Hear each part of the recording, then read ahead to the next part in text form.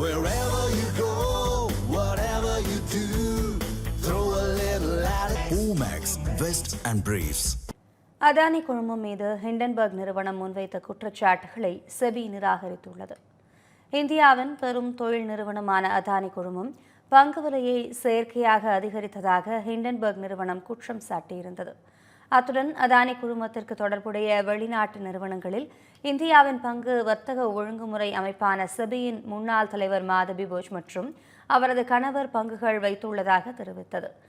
இந்திய பங்குச்சந்தையில் பெரும் பாதிப்பை ஏற்படுத்திய ஹிண்டன்பர்க் நிறுவனத்தின் இந்த குற்றச்சாட்டுகள் குறித்து செபி விரிவான விசாரணை நடத்தியது.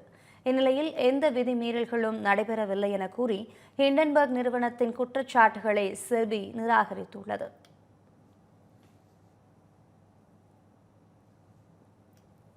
இதுகுறித்து எக்ஸ் தளத்தில் பதிவிட்டுள்ள அதானி குழுமத்தின் தலைவர் கௌதம் அதானி, ஹிண்டன்பர்க் குற்றச்சாட்டுகள் ஆதாரமற்றவை என்பதை செபி மீண்டும் உறுதிப்படுத்தியுள்ளதாக கூறியுள்ளார்.